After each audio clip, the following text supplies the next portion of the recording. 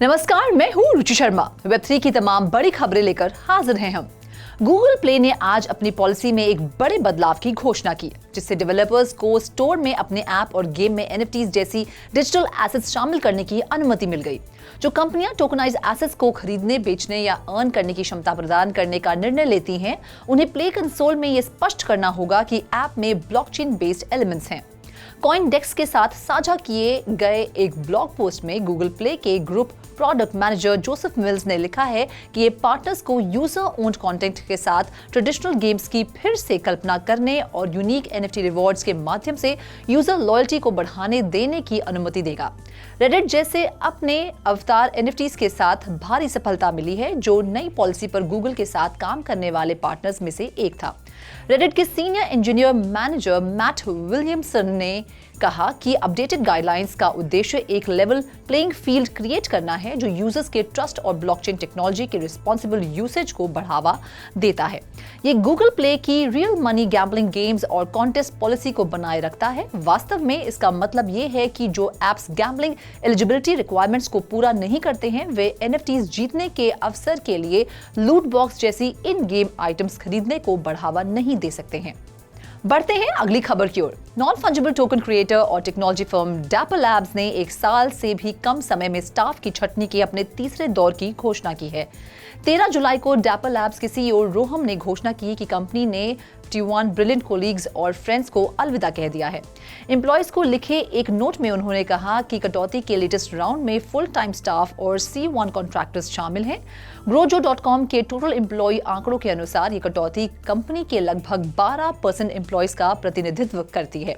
नवंबर 2022 में स्टाफ की संख्या में 22% की कटौती और फरवरी 2023 में एम्प्लॉयज की संख्या में 20% की कटौती के बाद 1 साल से भी कम समय में कंपनी द्वारा ये तीसरी स्टाफ की कटौती है। कॉइन टेलीग्राफ ने आगे की टिप्पणियों के लिए डैपर लैब से संपर्क किया, लेकिन पब्लिकेशन द्वारा कोई प्रतिक्रिया नहीं मिली। ये कदम NFT मार्केट्स और ट्रेडिंग में व्यापक मंदी के बीच उठाया गया है। बाकी अहम खबरों के लिए करते हैं विशाखा का रुख। मेटावर्स प्रोजेक्ट की देखरेख करने वाले मेटा में इंडियन ओरिजिन एग्जीक्यूटिव विशाल शाह ने स्वीकार किया है कि मेटावर्स को लेकर हाइप कम हो गया है। शाह ने कहा कि मेटावर्स ने एक टिपिकल हाइप साइकिल का अनुभव किया, जिसने कई इन्वेस्टर्स को आकर्षित किया। हालांकि उनका मानना है कि हाइप कम हो गई है और मेटावर्स मार्केट में डिविजन्स चिंताजनक दर से बंद हो रहे हैं। शाह का दृष्टिकोण किसी भारी व्यक्ति के दृष्टिकोण से अलग है, क्योंकि वह मंदी को प्रोग्रेस के अपॉर्चुनिटी के रूप में देखते हैं। उन्होंने इस बात पर सैटिस्फैक्शन एक्सप्रेस किया कि पहले हाइप थी और उसके बाद निराशा हुई, क्योंकि इससे उन्हें मेटावर्स विकसित करने से जुड़ी चुनौतियों पर काबू पाने के लिए निर्माण और पुनरावृत्ति पर ध्यान केंद्रित करने की अनुमति मिली। स्पष्ट असफलताओं के बावजूद मेटा ने अपने मेटावर्स के लिए एक्साइटिंग डेवलपमेंट्स की योजना बनाई है।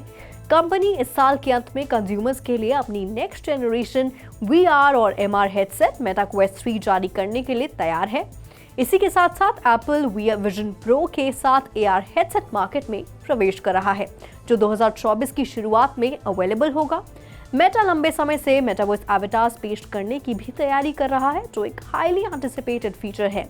शाह ने उल्लेख किया कि 1 बिलियन से अधिक लोग पहले ही मेटावर्स में एवेटार बना चुके हैं। अन्य समाचारों में मेटा ने हाल ही में ट्विटर राइवल थ्रेड्स लॉन्च किया है, जिसने लॉन्च के 1 हफ्ते के भीतर 100 मिलियन से अधिक यूजर्स साइन अप के साथ सिग्निफिकेंट ट्रैक्शन हासिल किया है। बढ़ते हैं अगली खबर की ओर। World renowned Turkish TV series the magnificent century को फ्रेंच कैपिटल पेरिस में होने वाले TIMS प्रोडक्शन द्वारा आयोजित एक इवेंट में मेटावर्स में रिवाइटलाइज किया जाना है। मैग्निफिसेंट सेंचुरी वर्कशॉप और सैंडबॉक्स मेटावर्स में वर्ल्ड रेनाउंड टीवी शोज की ऑनबोर्डिंग एक लॉन्च इवेंट के माध्यम से पेश की जाएगी, क्योंकि TIMS प्रोडक्शन के टिमोर सेवसी इस इवेंट में शामिल होंगे। 16th सेंचुरी में ओटोमन एम्पायर के 10वें सुल्तान सुलेमान द मैग्निफिसेंट के राज्यकाल के दौरान स्थापित इस सीरीज ने दुनिया भर में बड़ी संख्या में दर्शकों के साथ दुनिया भर में धूम मचा दी। इसमें सुलेमान के सत्ता में आने, उनके पर्सनल लाइफ, पॉलिटिकल स्ट्रगल्स और ओटोमन कोर्ट की भव्यता को दर्शाया गया है। मैग्निफिसेंट सेंचुरी में सुलेमान और उनकी प्यारी पत्नी यूरिम सुल्तान रॉक्सिलाना के नाम से भी जाना जाता है, जिन्हें के बीच एक जटिल रिश्ता है। यूरिम ओरिजिनली हैरम में एक गुलाम व्यक्ति सुलेमान की पसंदीदा उप पत्नी बन जाती है और अंततः उसकी कानूनी पत्नी और उसके बच्चों की शक्तिशाली मां की स्थिति तक पहुंच जाती है। जुनून, साजिश और वफादारी से भरी उनकी प्रेम कहानी पूरी सीरीज में एक सेंट्रल थीम बनती है। Over to you Roshni. Private lender HDFC bank ने गुरुवार को कहा कि उसने central bank digital currency pilot programme के तहत 1 लाख से अधिक कस्टमर्स और 1.7 लाख मर्चेंट्स को शामिल किया है। बैंक ने इंडिया की सोवरेन डिजिटल करेंसी के साथ interoperable UPI QR code launch करने की भी घोषणा की। इसके साथ एचडीएफसी बैंक इंटीग्रेशन प्रोसेस को पूरा करने वाले देश के पहले बैंकों में से एक बन गई है।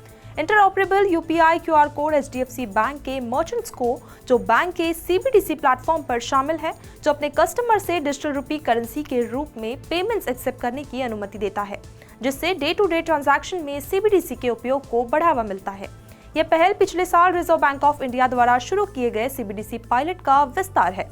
सीबीडीसी या डिजिटल रुपी इंडियन रुपी का एक टोकनाइज्ड डिजिटल वर्जन है, जिसे आरबीआई द्वारा सेंट्रल बैंक डिजिटल करेंसी के रूप में जारी किया गया है। तो आज के लिए बस इतना ही। वेब3 से जुड़ी खबरों के लिए देखते रहिए 3.0 टीवी और ज्यादा अपडेट्स के लिए हमारी वेबसाइट www.3worldstv.io पर लॉग ऑन करें या फिर स्कैन करें QR कोड। Thank you.